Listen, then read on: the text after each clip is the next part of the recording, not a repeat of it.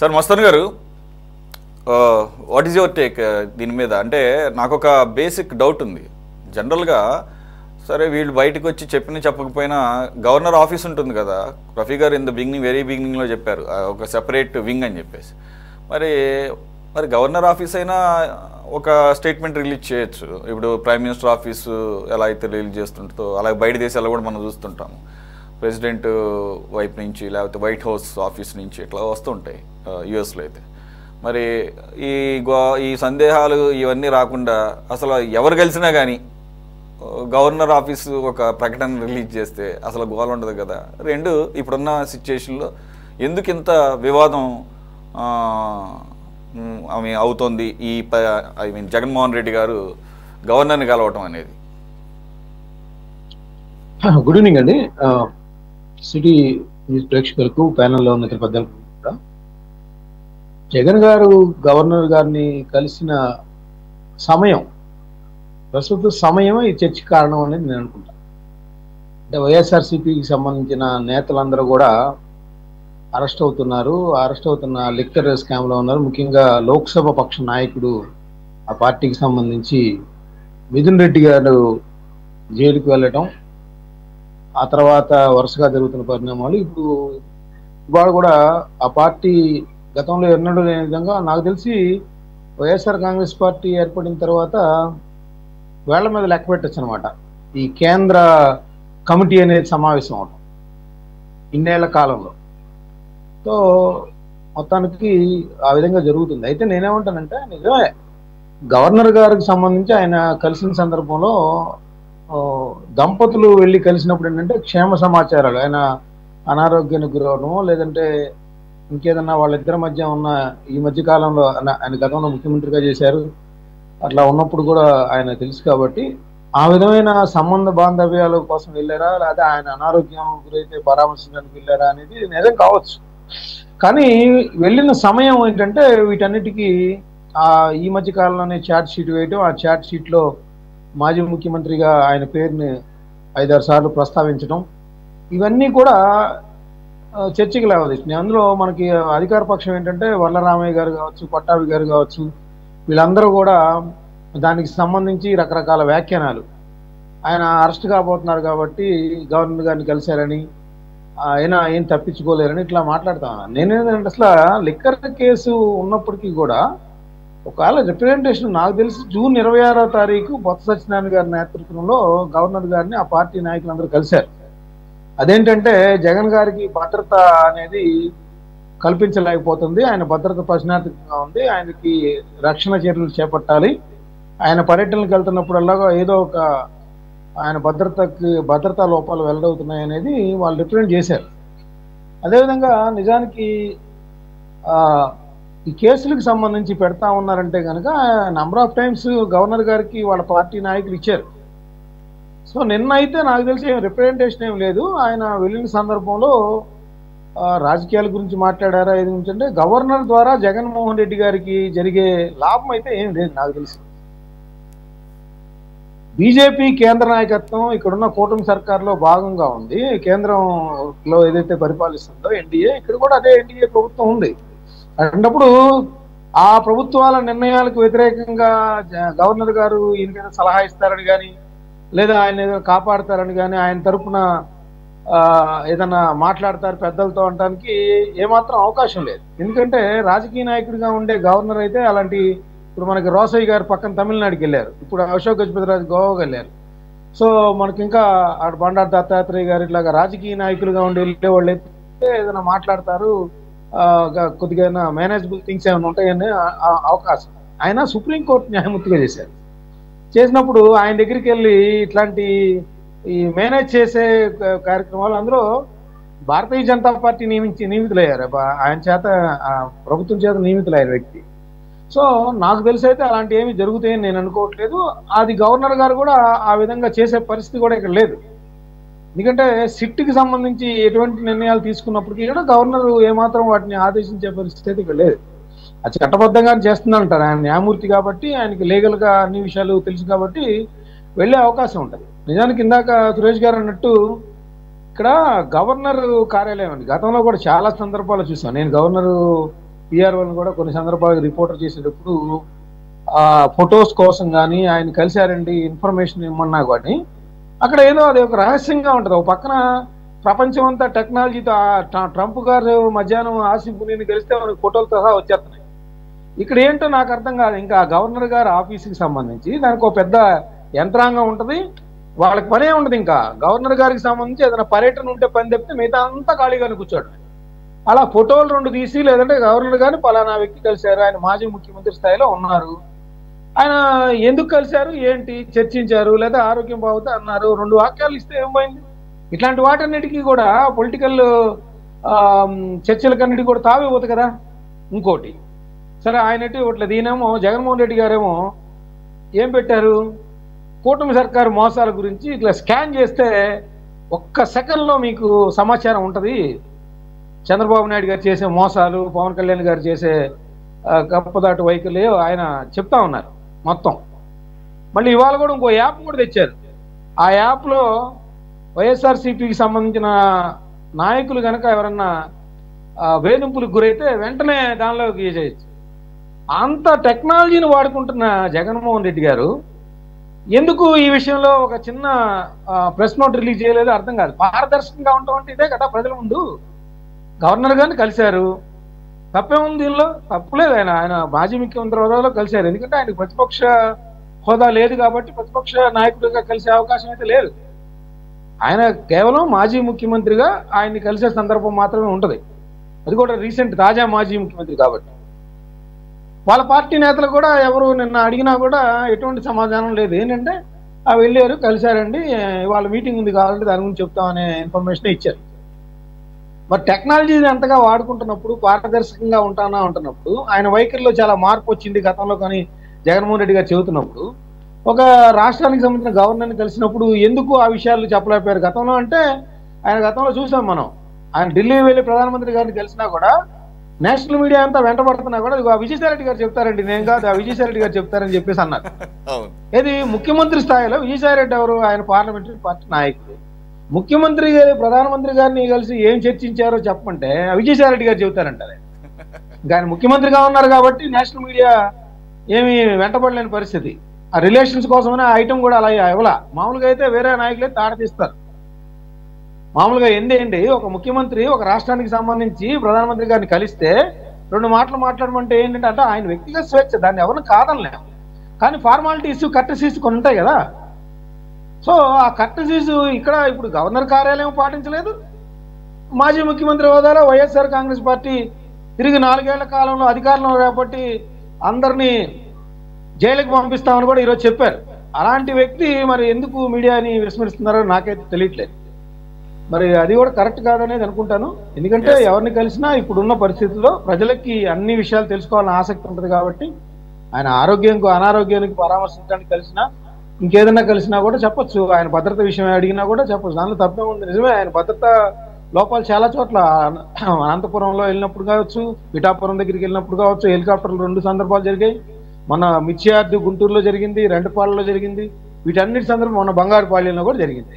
ఎక్కడికి వెళ్ళినా కూడా భద్రతాపరమైన సమస్యలు అయితే ఎదురవుతున్నాయి. దానికేమో వాళ్ళేమంటారు, పోలీస్ అధికారులు ఆయన మేము చెప్పిన నిబంధనలు పాటించట్లేదనే పోలీస్ అధికారులు చెప్తారు.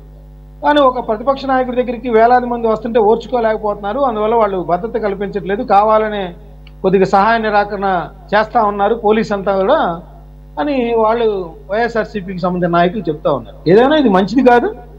కరెక్ట్గా గవర్నర్ గారిని కలిసిన సందర్భం ఏదైనా చెప్తే ఇట్లాంటి వాటికి అడ్డుకట్ట వేయచ్చు. స్పెక్యులేషన్స్ అనేవి అనవసరమైన అంశం. మంచి అంశాల మీద మాట్లాడుకుంటే జనరల్గా వాళ్ళకు కూడా అట్లాంటి అవకాశాలు ఇవ్వకూడదు.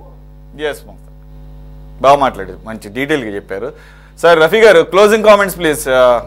I'm going to wind up the debate. Suresh గారు, ఏంటంటే ఆయన ప్రెస్ మీట్లు పెడితే ఈటీవీ, ఈనాడు, TV5, ABN, ఆంధ్రజ్యోతి వాళ్ళని రానివ్వడు. లేకుండా ప్రెస్ మీట్ పెడతాడు ఇంటి దగ్గర. ఇక్కడ గవర్నర్ దగ్గర ఉంటున్న వాళ్ళు వాళ్ళ 5 ఉంటారు. ఆ 5 ఉన్న చోట ఏం మాట్లాడినా ఆయన చెప్పలేడు. ఇప్పుడు విజయసాయి రెడ్డి లేడుగా చెప్పడానికి, కాబట్టి వెళ్ళిపోయి ఉంటాడు. ఎందుకు కలిశాడో తెలుసు, జగమెరిగిన సత్యం. మేమేమి లేని చెప్పట్లా. ఆయన ఉన్నప్పుడు ప్రధానమంత్రిని కలిసినా ఎవరిని కలిసినా ఏం చెప్పింది లేదు. ఆయన కేసుల గురించి తప్పితే ఆయన ఎజెండా వేరే లేనే లేదు. మధుసూదన్ రెడ్డి గారు ఒక సూటి ప్రశ్న అడిగారు మీకు, అందుకని నేను చివరిలో మళ్ళీ వైండ్ అప్ చేస్తూ ఇచ్చాను. ఏమన్నారు? మీకు కానీ సిట్కి కానీ ఒకవేళ డబ్బులన్నీ కనుక స్కామ్ లో వచ్చిన డబ్బులన్నీ కనుక ఎలక్షన్స్ లో ప్రజలకు గుర్తుకొచ్చింది. అంటే దీన్ని ఆడలేక మధ్యలో ఊడు అంటారు చూసారా? అసలు వాళ్ళు ఏమంటారు, అసలు మద్యం కుంభకోణమే లేదు. మళ్ళీ ఏమంటారు, డబ్బులు పంచి పెడితే జనాన్ని కూడా వాళ్ళ మీద కూడా తీసుకున్న వాళ్ళ మీద కూడా కేసులు పెట్టండి అంటారు. రెండు వాళ్ళే చెప్తారు. ఇప్పుడు ఒకతను ఉన్నాడండి, వాళ్ళ కూతురు పెళ్లి చేశాడు, దొంగతనం చేశాడు. వినండి, ఒకతను దొంగతనం చేస్తాడు, బ్యాంకు దొంగతనం, అది ఎవరికి తెలియదు. వాళ్ళ కూతురు మ్యారేజ్ చేస్తాడు, ఊర్లో ఉన్న వాళ్ళందరినీ పిలుస్తాడు, వాళ్ళు వచ్చి భోజనం చేసి వెళ్ళిపోతారు. ఓ వారం రోజుల తర్వాత ఈ కూతురు పెళ్లి ఫలానా వాడు ఇంట్లో కన్నం వేసి తెచ్చాడని తేలుద్ది. అంటే ఈ భోజనం చేసిన వాళ్ళందరూ కూడా నేరస్తులా? అలా ఉంది వాళ్ళు చెప్పేది. డబ్బు ఎక్కడెక్కడికి వెళ్ళింది, విజయ్ కుమార్ రెడ్డికి ఎంత ఇచ్చారు, అనిల్ యాదవ్కి ఎంత ఇచ్చారు, ఆ 4-5 జిల్లాల్లో ఎవరెవరికి ఎంత ఇచ్చారు అనేది లెక్కలు ఉన్నాయి సిట్టు దగ్గర. మాకు తెలియదు. ఇదంతా అసలు మద్యం కుంభకోణమే లేదు. లేనప్పుడు ఎందుకయ్యా భయపడతారు? గవర్నర్లు ఎందుకు ఉండండి, ముసుగుదాన్ని పడుకోండి.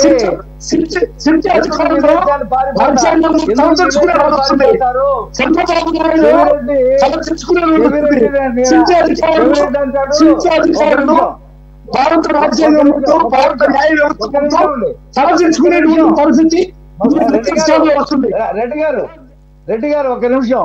చెవిరెడ్డి అంటాడు, నేను మద్యమే తాగను, నేను మద్యం కుంభకోణం చేయటం ఏంటంటాడు. మద్యం తాగాలా మద్యం కుంభకోణం చేయటానికి? విదేశాలు పారిపోతుంటాయి కదా, ఒక్కొక్కరిని అరెస్ట్ చేసిన. కసిరెడ్డిని ఎక్కడ అరెస్ట్ చేశారు?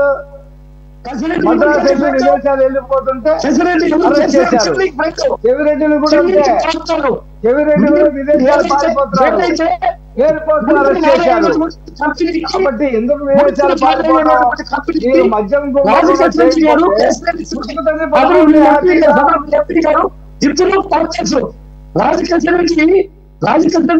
వచ్చినప్పుడు చిల్లి క్యాప్టెన్ కదా కంపెనీలో విజయవాడ ఎంపీ క్యాప్టెన్ కదా.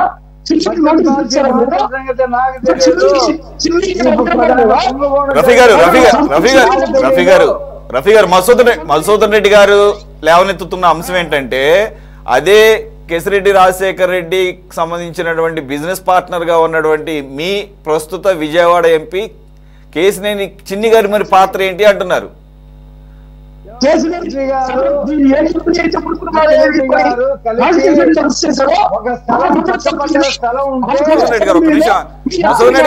ఆగండి, మీ ఆడియో క్లియర్ గా లేదు, అందు గురించి నేను విని చెప్తున్నా. ఒక్క నిమిషం, మీ ఆడియో ఎందుకు అంత కంగారు పడిపోతున్నారు? మాకు ప్రతి డిబేట్ లో రెడ్డి గారు వస్తాడు, ఇలాగే మాట్లాడుతూ ఉంటారు. ఇప్పుడు కేసినేని చిన్ని గారి స్థలం పక్కన వాళ్ళ స్థలం ఉంది, ఈ రెండు కలిపి ఒక ఆఫీస్ పెడదామని అనుకున్నారు. తర్వాత ఆయన విషయం బయటపడిన తర్వాత చిన్ని గారు దాని నుండి తప్పుకున్నాడు, ఆ వివరణ కూడా ఇచ్చాడు, అంతటితో అయిపోయింది.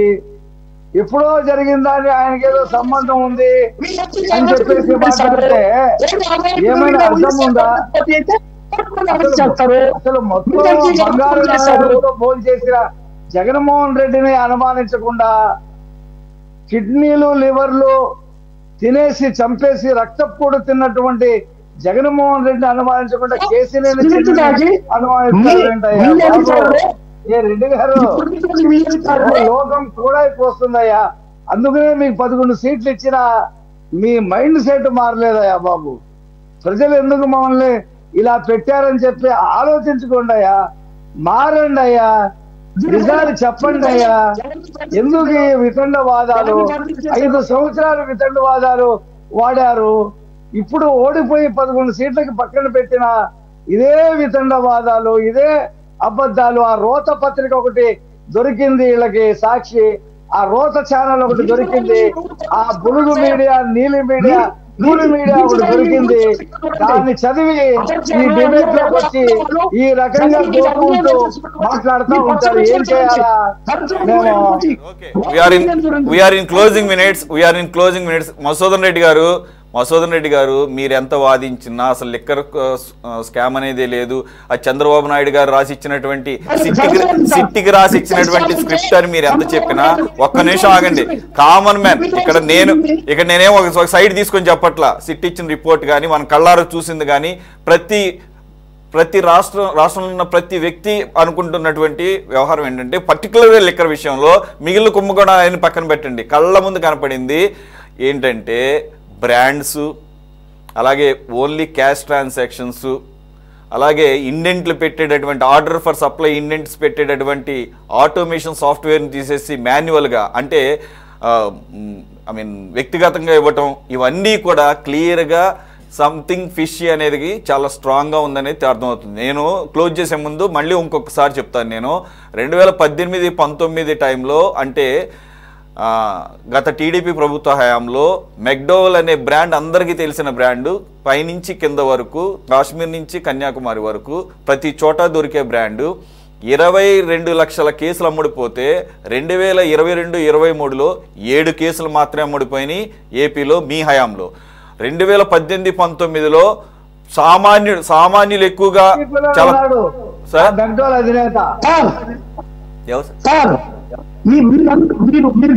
ఒక నిమిషం సార్, రఫీ గారు ఏమంటారు? మెక్డోవెల్ అధినేత అప్పుడు వైసీపీ ఎంపీగానే ఉన్నాడు. ఆయన్నే అడిగారు కమిషన్లు, నేను ఇవ్వనన్నాడు. అందుకనే ఆయన వద్దన్నారు. అందరికీ తెలిసిన ఇంకా ఏంటో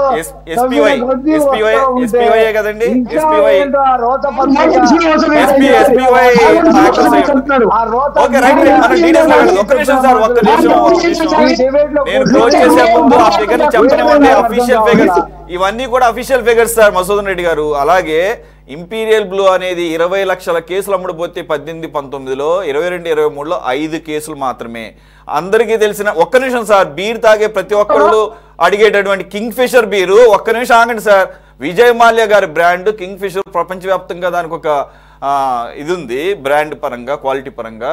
1,11,00,000, 1,20,00,000 అమ్మినటువంటి కేసులు నేను ఇక్కడ చెప్పేది పీసులు కాదు, కేసులు 1 కోటి పైన అమ్మితే 22-23లో 11 లక్షలు మాత్రమే. ఇంకొకటి చెప్తా, ప్రపంచవ్యాప్తంగా పేరు కన్నా బడ్వైజర్ బ్రాండ్, అది అమెరికన్ బీర్, అది 22-23లో అమ్మింది 0 కేసులు, అసలు లేదు, 0. సో దీన్ని బట్టి మీరు అసలు లెక్క స్కామే లేదు అని అంటే, ఇంకోటి ఇది అన్నిటికన్నా ఎందుకు అసలు మీరు అసలు మొత్తం కూడా డిజిటల్ ట్రాన్సాక్షన్స్ ఎత్తేసి క్యాష్ ట్రాన్సాక్షన్ చేసినప్పుడే ఎవరికైనా కానీ సహజంగా వచ్చేటటువంటి అనుమానం. దానికి తగ్గట్టుగానే ఇప్పుడు సిట్ రిపోర్ట్ చెప్తుంది. దాంట్లో కొంత మీరు ఏమన్నా కావాలంటే అతిశయోక్తి ఉందని చెప్పేసి వాదించవచ్చు తప్ప అసలు స్కామే జరగలేదంటే మాత్రం ఈవెన్ వైసీపీ సగటు కార్యకర్త కూడా నమ్మడు sir. Thanks for joining Madhusudan Reddy గారు, మస్తాన్ గారు, సైదా గారు అండ్ రఫీ గారు. ఇది వాళ్ళ టాప్ డిబేట్. మరో అంశంతో మళ్ళీ కలుద్దాం. Stay tune to city 24/7.